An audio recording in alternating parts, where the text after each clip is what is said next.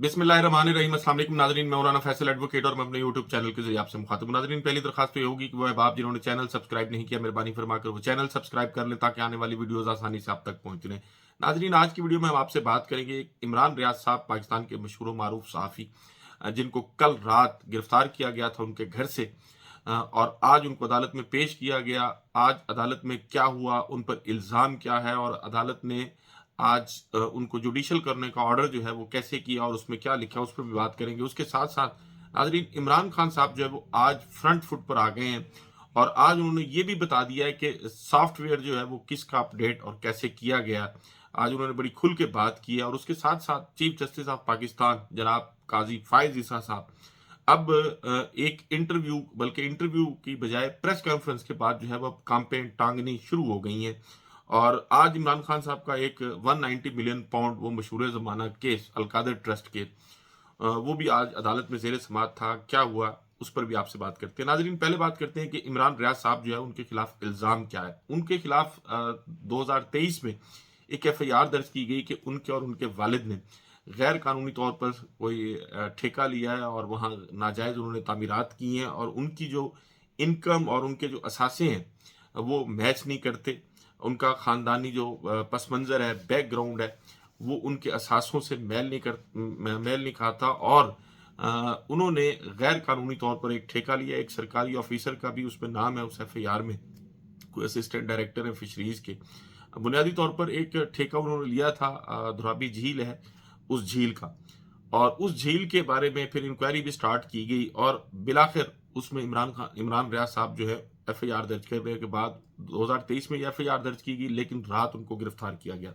जब उनको गिरफ्तार किया गया तो उन्होंने खुद बाहर आकर गिरफ्तारी दी, लेकिन उसके बावजूद पुलिस ने जो है वो, जो एंटी करप्शन के लोग थे, उन्होंने उनके घर में दाखिल होकर घर की तलाशी भी ली, मोबाइल फ़ोन छीने और जो इस तरह की दूसरी चीज़ें थी, बदतमीज़ी भी की घर में मौजूद लोगों से। तो वो सदीक जान साहब बता चुके हैं अपनी वीडियो में कि क्या किया वहाँ। लेकिन आज जब उनको अदालत में पेश किया गया तो आज इमरान रियाज साहब जो हैं उन्होंने खुद जो है वो उसमें आर्गूमेंट्स किए अपने केस में। बुनियादी तौर पर एंटी करप्शन की जानिब से आज ये कोर्ट से इस्तदा की गई थी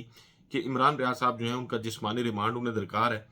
तो जब आज उन्हें पेश किया गया, बुनियादी तौर पर वो ड्यूटी मजिस्ट्रेट थे, तो इमरान आबिद साहब उनके पास पेश हुआ तो इमरान रियाज साहब ने वहां खुद 1 घंटा दलाइल दिया और उन्होंने कहा कि जिस ठेके का ये कह रहे हैं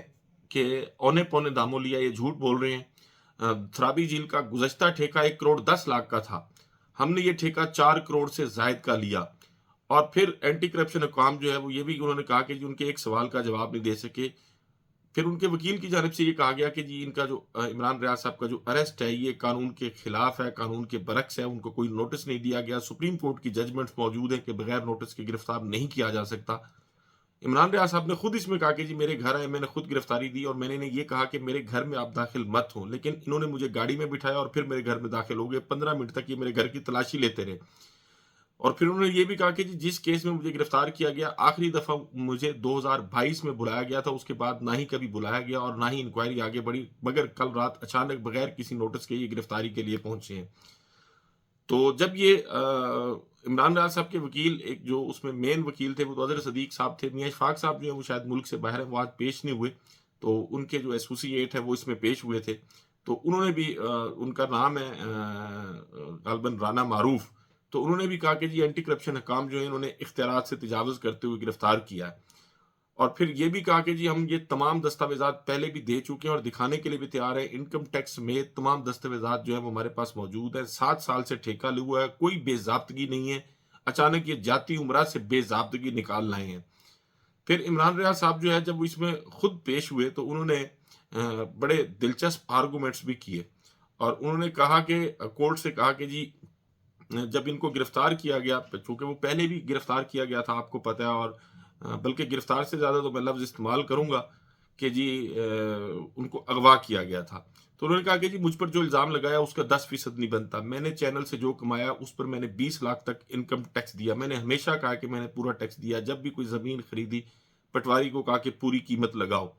और फिर उन्होंने ये भी कहा कि जज साहब मुझे इनके साथ भेजना है तो भेज दें, मेरे बाप को इससे निकाल दें, मैं ये दुख नहीं बर्दाश्त कर पाऊंगा, मैं मर जाऊंगा, मेरे साथ जो करना है कर ले, मेरा बाप बहुत ईमानदार आदमी है। اور پھر انہوں نے یہ بھی کہا کہ جی میں شاید غلط جگہ پہ پیدا ہو گیا ہوں، میں مر سکتا ہوں لیکن میں سچ بولنے سے باز نہیں آؤں گا۔ میں نے ان کو پہلے بھی کہا تھا کہ مجھے مار دیں، اگر میں باہر گیا تو میں باہر جا کر بھی جو حقیقت ہے وہ بیان کرتا رہوں گا،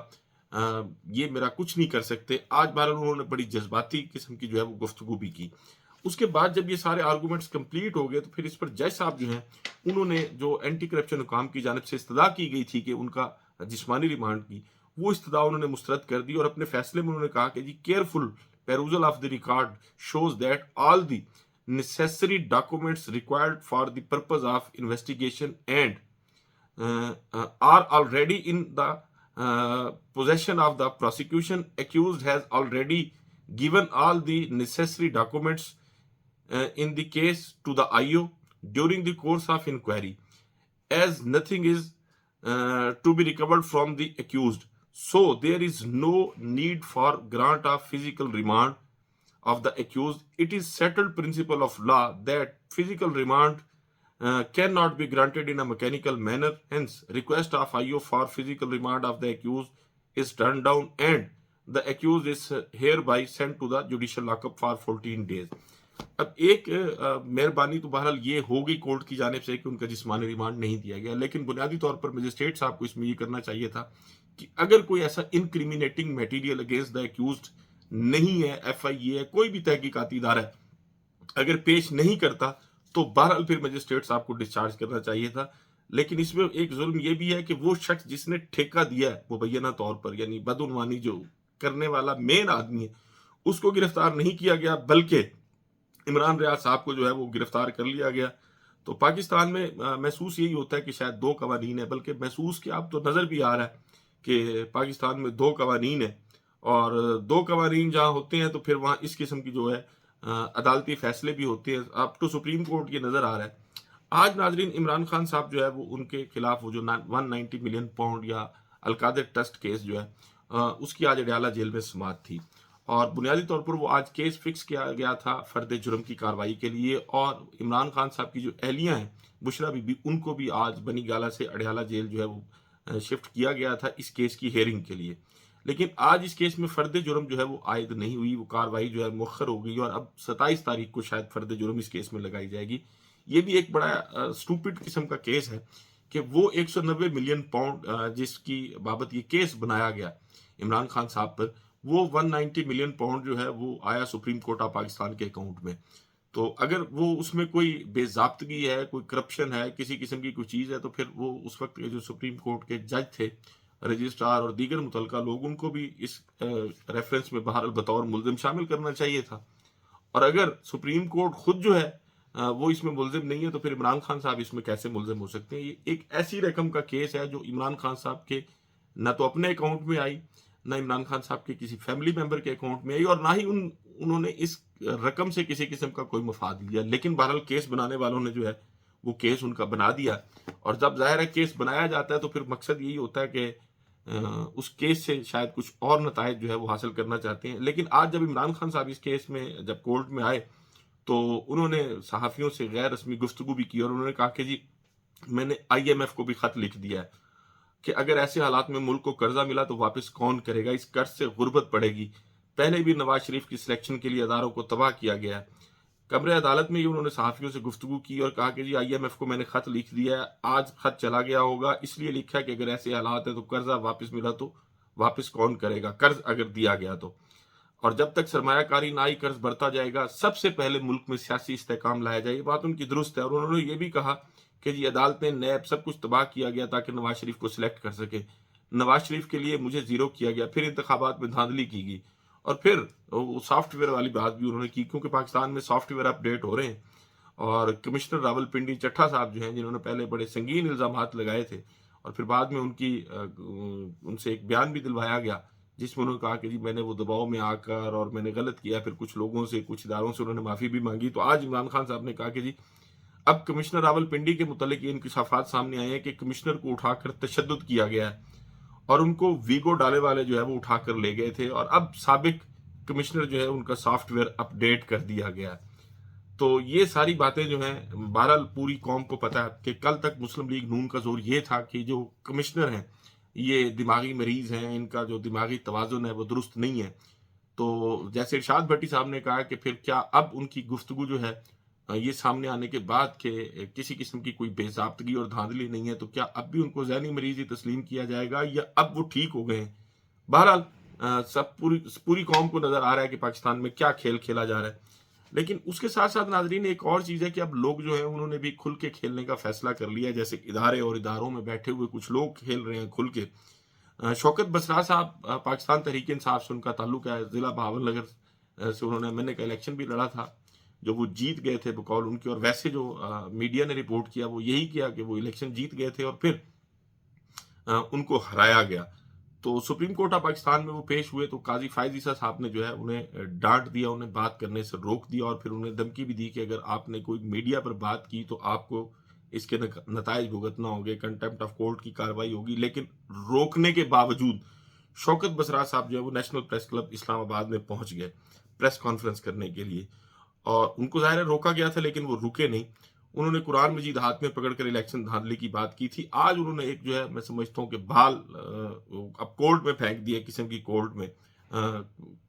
سپریم کورٹ آف پاکستان کے کورٹ میں بال انہوں نے پھینک دیے۔ انہوں نے کہا کہ جی ایک تو فل کورٹ کی تشکیل کی جائے، فارم 45 جاری کیا جائے، اور پھر فل کورٹ کی تشکیل بھی قاضی فائز عیسیٰ صاحب کے بغیر کی جائے، دھاندلی کرنے والے جو ROs ہیں ان کے خلاف مقدمہ درج کیا جائے، اور پھر انہوں نے اس سے بڑی جو بات کی وہ یہ کہ سیاست دانوں اور آئینی عہدوں پر بیٹھی شخصیات سے قرآن مجید پر حلف لیا جائے، تمام RO دفاتر کی CCTV فوٹیج جاری کی جائے، اور پھر انہوں نے یہ بھی بتایا کہ وہ سپریم کورٹ آف پاکستان میں قرآن مجید جو ہے وہ کیوں لے کر گئے تھے۔ انہوں نے یہ بھی کہا کہ جی وقت آ گیا ہے کہ آئینی عہدوں پر بیٹھی شخصیات اور سیاست دان قرآن پاک پر حلف دیں، ہم سب کو حلف دینا ہوگا کہ ہم سب سچ بولیں گے۔ اب جہاں تک اس بات کا تعلق ہے کہ سچ بولنا چاہیے یقیناً ہر کسی کو، لیکن ان کا یہ مطالبہ جو ہے اس نے بہرحال بہت سارے لوگوں کو پریشان کر دیا کہ ایک شخص یہ کہے کہ جی اگر آپ اپنے عہدے پر بیٹھے ہیں اور آپ نے جو کام کیا وہ ایمانداری کے ساتھ کیا تو آپ قرآن پاک پر اس بات کا حلف دے دیں۔ اب یا تو ROs حلف دے دیں کہ جی انہوں نے جو کچھ کیا ہے وہ قانون اور انصاف کے مطابق کیا، اپنے عہدے سے انصاف کیا ہے، اور اگر یہ حلف نہیں آتا تو پھر یہی سمجھا جائے گا کہ اس عہدے سے، اس کام سے جس کی ذمہ داری انہیں دی گئی تھی اس سے انصاف نہیں ہوا۔ ناظرین پاکستان میں چونکہ عدالتی سطح پر اب جو جس قسم کی ناانصافیاں کی جا رہی ہیں، پاکستان تحریک انصاف کے ساتھ بھی، صحافیوں کے ساتھ بھی، آج بھی اسد طور جو ہے ان کو FIA نے بلایا تھا اور ان کو کئی گھنٹے وہاں ڈیٹین رکھا گیا، ان کے ساتھ ان کی وکیل جو ہے وہ بھی موجود تھی، اور پھر انہیں کبھی یہ کہا گیا کہ جی آپ کے تفتیشی آفیسر نہیں ہیں، کبھی سرچ وارنٹ کا بہانہ کیا گیا۔ اب سے تھوڑی دیر پہلے یہ خبر آئی ہے کہ ان کو بہرحال جانے کی اجازت دے دی گئی ہے اور وہ FIA کی جو بلڈنگ ہے اس سے باہر آ گئے ہیں۔ لیکن یہ سلسلہ رکنے والا نہیں ہے، کیونکہ پنجاب میں ایک ایسی مہارانی کی حکومت آ گئی ہے جس نے اپنے سیاسی مخالفین سے چن چن کے بدلے لینے ہیں۔ پہلے بھی خیر یہ جو تقریباً 2 سال کا عرصہ جب سے رجیم چینج ہوا ہے اس کے بعد سے اب تک جو ہے پاکستان میں لوگوں کے ساتھ جو ہے وہ میں سمجھتا ہوں ریاستی اداروں نے بڑی زیادتیاں کی ہیں، خصوصاً نیب کی جانب سے، پولیس کی جانب سے، FIA کی جانب سے، اینٹی کرپشن کی جانب سے، اور اس کے ساتھ ساتھ کسی حد تک عدالتیں کچھ ججز جو ہیں وہ بھی اس سہولت کاری میں اور اس پولیٹیکل وکٹمائزیشن میں پوری طرح سے شامل تھے۔ ناظرین ہر وہ چیز جو پاکستان میں قانون اور آئین کے خلاف ہوگی اس پر تنقید یقیناً ہونی چاہیے، اور تنقید ہوگی اور میں بھی تنقید کروں گا۔ ناظرین اپنا اور اپنے ارد گرد کے لوگوں کا بہت خیال رکھیے گا۔ اللہ حافظ۔